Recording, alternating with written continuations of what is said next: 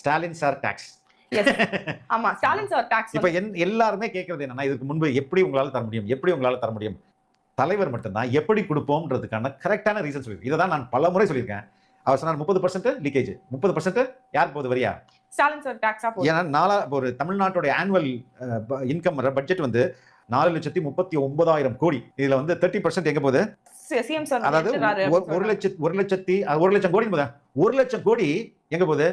CM ஃபேமிலிக்கு 20%, மற்ற மினிஸ்டர்ஸ்க்கு 10%. ஒரு 30 மினிஸ்டர் இருக்காங்கன்னு வச்சுங்க.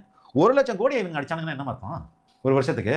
இது வந்து இதுல மட்டும் தான் கடன் வாங்குறதுலாம் சேர்க்கல, வெளிநாடுகள்ல இருந்து கடன் வாங்கி அதுல அடிக்கிறதுல அதையும் சேர்க்க. இப்ப 1,00,000 கோடி ஒருத்தர் வந்து அடிச்சாங்கன்னா அந்த 1,00,000 கோடி இதெல்லாம் அழகா செலவு பண்ணலாம். கமிஷன் மட்டுமே 1,00,000 கோடி போகுது. இதுக்கு எதுக்கு 1,00,000 கோடி தேவைப்படாது? ஃபர்ஸ்ட் இந்த சிஎம் சாருக்கோட டாக்ஸ் இருக்கிற 1,00,000 கோடி இதை ஸ்டாப் பண்ணிட்டு செகண்ட் லெவல்ல நடக்கிற கொள்ளை ஊழல் இருக்குல்ல, அதை நிறுத்தினாலே போதும். அதை நிறுத்தினாலே you will have a lot of income in your hand. 1,00,000 கோடின்றது சாதாரண காசு இல்லமா, 1 lakh crore. ஐயோ பார்த்தாலே அது எத்தனை சைபர் இருக்குன்னு எவனுக்கு தெரியாது. அப்படி அடிச்சுட்டு இவங்க வந்து 1000 ரூபாய் கொடுக்குறேன், 2000 ரூபாய் கொடுக்குறேன்னு சொல்லிட்டு கேட்டா வரியல் நீ கொள்ளையடிக்கிறது நிறுத்து. நீ கொள்ளையடிக்கிறது நிறுத்தினால எங்க மக்களுக்கு இவ்வளவு காசு கொடுக்கலாம். அது இல்லாம இன்னும் வந்து எஃபெக்டிவா மேனேஜ் பண்றது செகண்டரி ஒன்று இருக்குல்ல,